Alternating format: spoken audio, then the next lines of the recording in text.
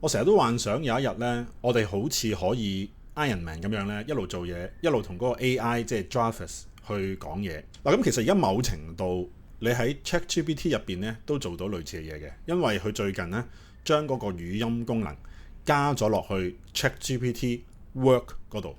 嗱，呢一刻嚟講呢，你係需要下載 ChatGPT 嘅桌面應用程式啦。咁你見到呢下邊呢，我就有個新功能呢，就係 ChatGPT 嘅即時語音。嗱，而家咧我就試下打開佢，就叫佢幫我一路傾偈一路做嘢啦。我想建立一個網頁係可以幫我去記錄我種嗰啲植物嘅成長嘅，佢會有個攝影功能。咁咧，我每隔幾日咧去影一影個植物啦，就作為一個記錄。咁但係做呢一個應用程式之前呢，我想你幫我先上網揾下有冇類似嘅 app。有，而且呢個方向已經有唔少產品證明有需求。不過多數都係將成長記錄當成附加功能，而唔係核心體驗。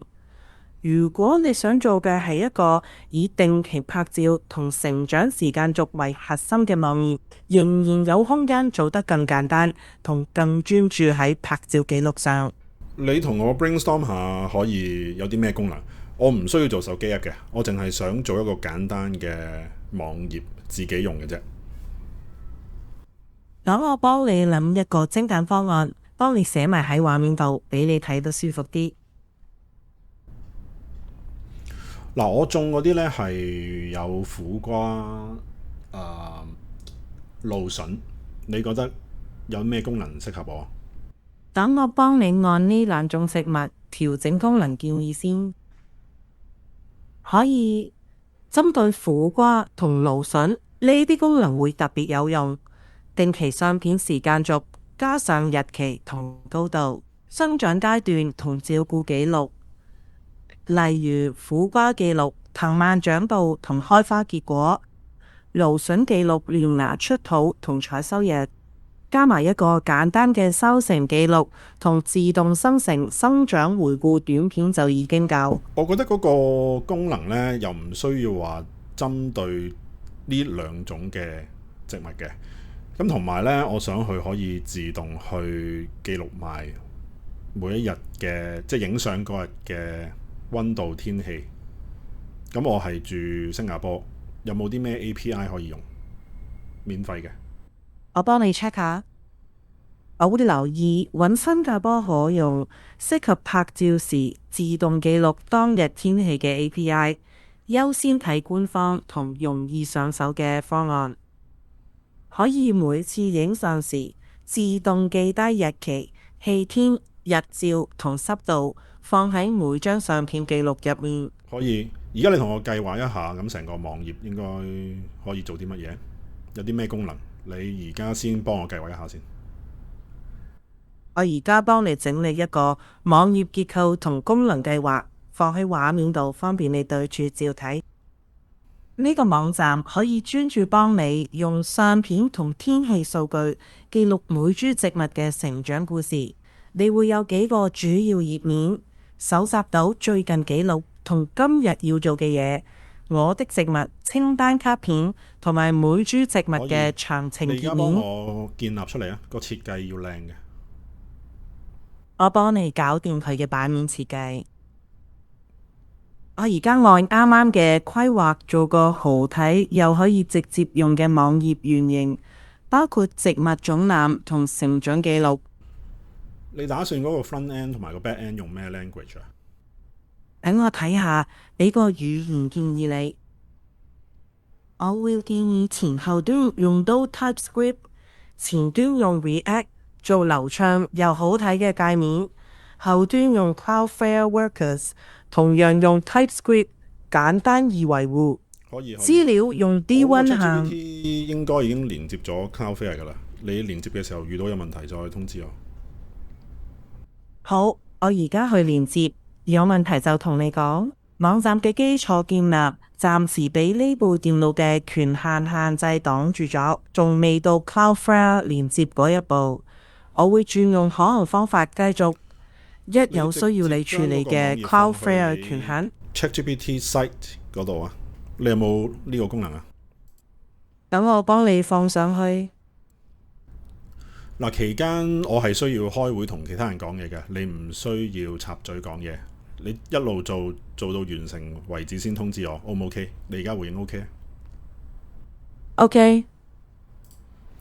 嗱，喺度呢，你會見到頭先我係全程一路同佢講嘢，一路做嘢啦。咁同埋而家試下我講緊嘢嘅時候呢，睇下佢會唔會插嘴啦。嗱，暫時呢，佢係唔會插嘴嘅。咁呢，就算我離開咗畫面呢，你會見到有個藍色嘅波波喺度，就你會見到佢而家 thinking 緊啦，諗緊啦。咁而家我哋就可以等佢一陣啦。咁所以你等緊佢做嘢嘅時候呢，你又可以自己做緊其他嘢嘅。即係呢一個呢，就係語音嘅好處咯。即係你隻眼、你隻手可以做緊其他嘢。咁但係呢，其實呢，佢背後即係個 ChatGPT 呢，佢自己都做緊嘢嘅。咁同埋呢，我同咗佢講就係話，佢做完之後呢，就出聲通知我。咁完全嗰種感覺呢，就好似一個同事做緊嘢。OK， 完成就通知你。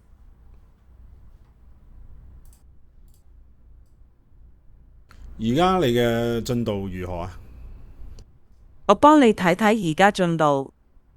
界面原名已經搞掂，包括植物總覽、拍照記錄視窗、自動天氣欄位同相片比較。而家仲差最後一步，發布設定同驗證就可以上線。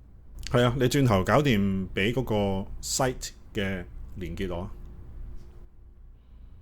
明白，我搞掂就俾你呢度連結。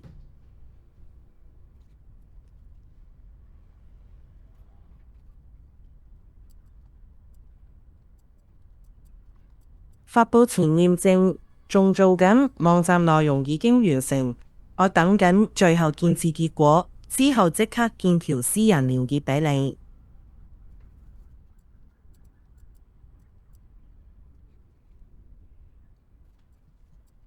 匯報一下進度，大概做咗幾多 percent 啊？我幫你睇下仲差幾多，大約做咗80%，而家最後私人發布版本就快搞掂，界面同主要功能已經完成，而家淨係等最後發布版本出嚟。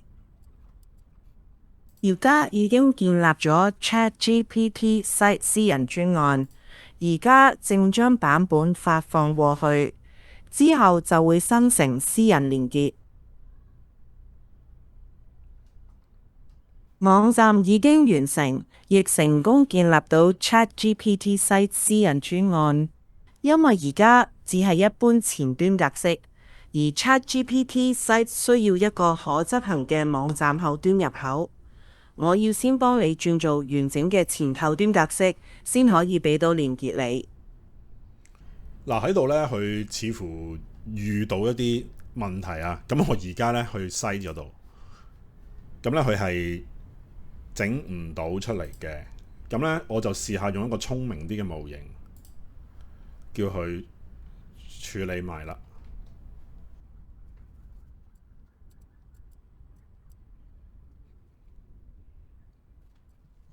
嗱，佢就工作咗18分鐘之後呢，就完成咗啦。咁我而家打開呢個網站嚟睇下啦。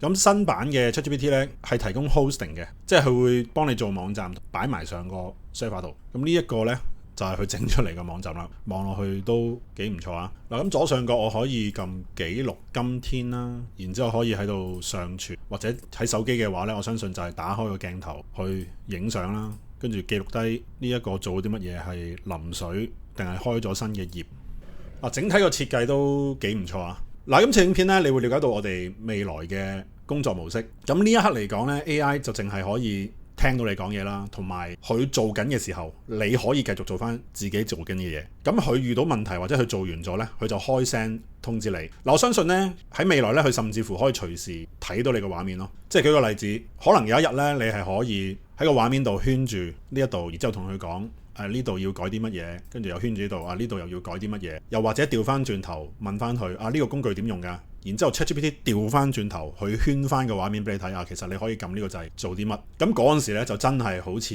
Iron Man 入邊嗰個 AI Jarvis 啊。喺嚟緊8月8號嘅 AI Agent 工作坊咧，我哋都會新增有一部分係教授使用 ChatGPT Work。佢現時追到 Manus 6-7成嘅功能，所以咧都值得去講解呢個工具點樣操作。但係由於 ChatGPT Work 有好多功能咧係需要付費版先做到嘅，所以咧成個工作坊咧我哋主要係揾免費工具 Manus 去做練習。但我成日強調，我哋係透過 Manus 呢個工具練習去明白背後嗰個原理，明白背後嗰個框架，明白咗嗰個原理之後，其實你去使用其他嘅 AI agent 工具係一樣嘅。個比如係你學識咗 Excel， 你都會識得用 Google Sheet； 你學識咗 PowerPoint， 你都會識得用 Google Slide。另外8月1號 Vibe Coding 實戰工作坊 Early Bird 優惠咧就將會完結啦。咁呢個課程咧係會由阿 Day 去主講。喺個課程入邊咧，你會即場練習去用 AI 建立一個應用程式，而且呢個應用程式入邊係包含 AI 嘅功能。參加呢個工作坊咧，你係唔需要 IT 背景，但係建議你日常係使用電腦工作，同埋大概聽過乜嘢係叫做 API。另外，我會教授呢一個可以獲得持續進修基金資助嘅 AI 課程。呢個課程咧係獲得資歷架構認可，成個課程咧係30小時，有一半嘅時間咧係可以喺網上邊進行嘅。完成課程之後係可以獲得80%嘅資助，即係你實際需要俾嘅學費係3600蚊。呢一個課程咧將會喺8月2號進行第一班，即係話咧3日後就會截止報名㗎啦。如果想了解更多課程內容嘅話咧，歡迎主辦機構聯絡。頭先我所講嘅所有課程連結咧都放咗喺影片下邊啦，有興趣可以點擊去睇。我哋下次影片再見。